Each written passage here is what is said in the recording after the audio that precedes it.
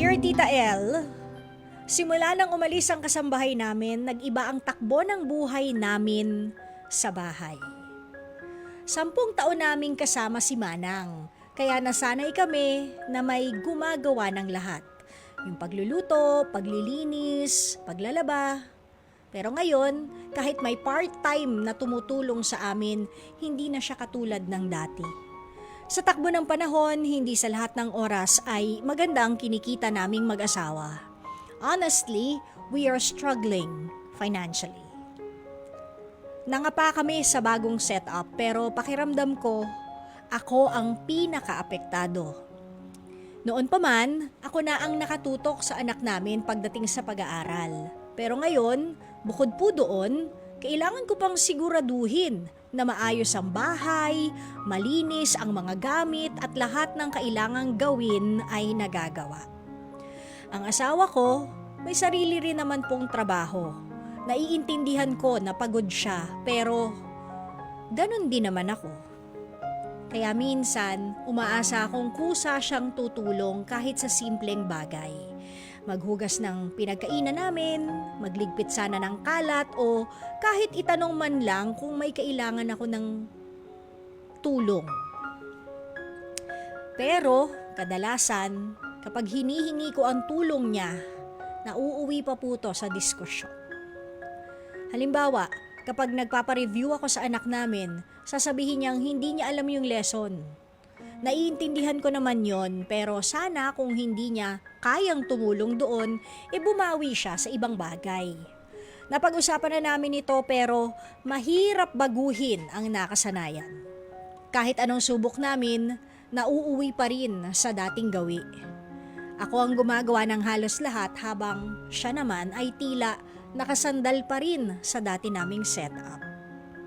Hindi ko naman sinasabing hindi ko kayang gawin ang mga bagay-bagay, pero gusto ko po sana na pareho kaming mag-adjust. Pareho kaming nagtatrabaho, pareho kaming may responsibilidad, kaya natural lang siguro na pareho rin naming atupagin ang bahay.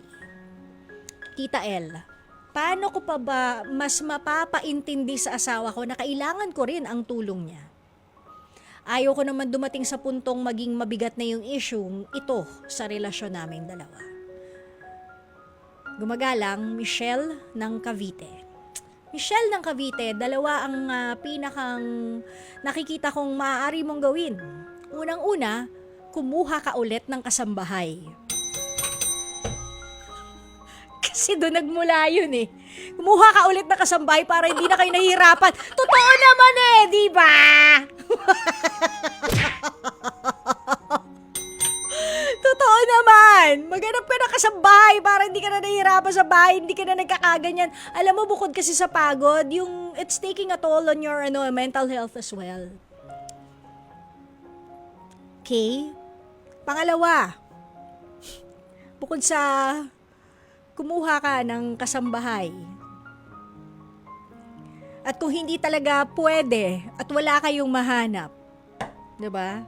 Ano ba yung sinasabi mo dito na, teka sandali ha. Yung pangalawa, alam mo, wala, yung seryoso na. Walang ibang paraan kasi talaga kung hindi communication. Kahit pa sabihin mo, nagkaroon na kayo ng discussion ng ilang beses at ilang ulit, sa tingin ko, yun talaga eh. Communication is key. Sabihin mo rin sa kanya kapag parehas ng malamig ang ulo ninyo na baka magkaroon ako ng sakit kasi sabi mo nga hindi naman sa hindi mo kaya lang gusto mo lang sana na shared kayo ng responsibility. So sabihin mo, baka naman pwedeng, kasi ang hirap talaga maging nanay, 'di ba? You're 24/7 a mother. Mahirap 'yon. 24/7 a mother and also doing the house chores, 'di ba? So ang hirap talaga nun. Sabihin mo naman sa kanya, mag-request ka sa asawa mo, baka naman pwedeng kahit papaano magkaroon ako ng ilang oras na off.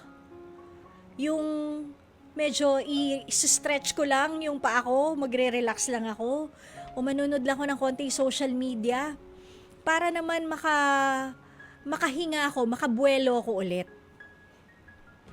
Baka pwede niyong pag-usapan yon. 'Diba? And aminin man natin o hindi, meron talagang mga lalaki na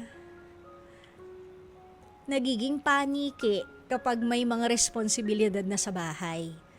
Pakilabas naman yung basura. Ba't ako? Ba't ako? Paniki. Diba? Ba't ako?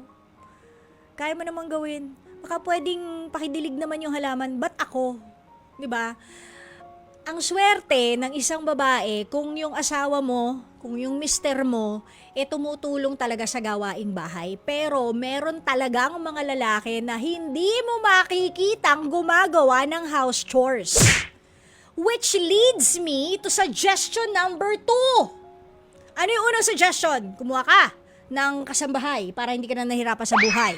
Suggestion number 2, kung talagang ayaw sumunod, anderin mo day.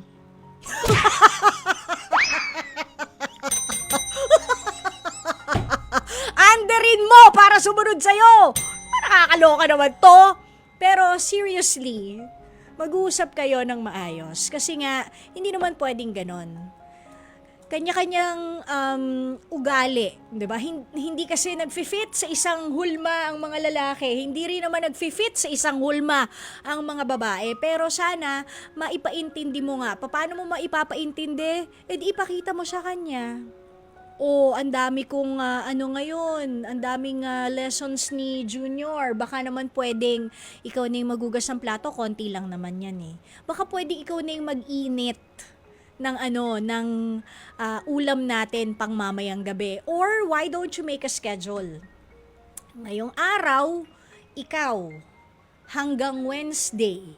Sa susunod na 2 araw, siya naman. Kahit nga isang araw lang na siya naman, di ba, habang nakatuto ka sa mga bata, sa tingin ko malaking tulong na yun. Alam mo, nafe-feel ko sa'yo, nababurnout ka kasi. Burnout na tawag dyan.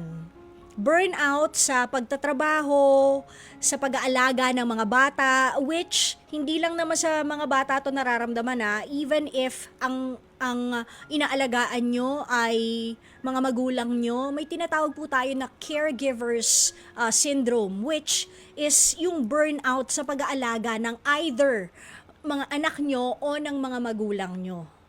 Masakit man pakinggan, meron pong ganun na tinatawag. No? Burnout yan, Mars. So, I think you have to explain to your husband na nagkakaroon ako ng burnout dahil wala tayong kasambahay.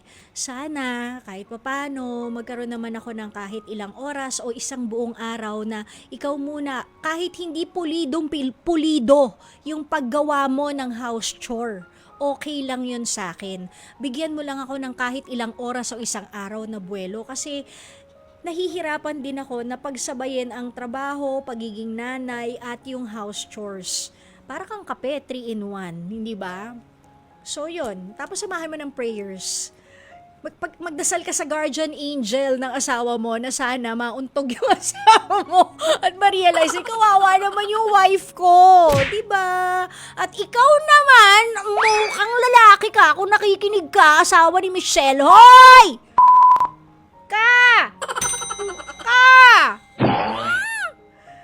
Huy, asawa mo naman yan. Huwag mo gawing kasambahay. Sabi, di ba, nung kinasal kayo, sa hirap, H as in hirap, I as in irap, R as in rap, A as in app, and P as in p. Sa hirap at ginhawa, magkasama kayo. Kaya dapat, damayan, ha? Asawa ni ni Michelle. Sana kahit papaano matauhan ka rin. Kung hindi, magpunta ka rito at ako ang magbibigay sa'yo ng something para matauhan ka. Uy, hindi ko naman pipisikalin. Grabe naman. Usually kasi nakukuha sa tingin eh. Ganon.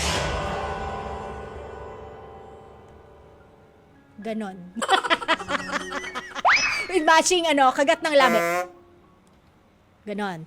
Kaya lang ayokong kunot ng kunot yung noo kasi mahal ang botox. Mahal po ang botox, 3,000 kada linya.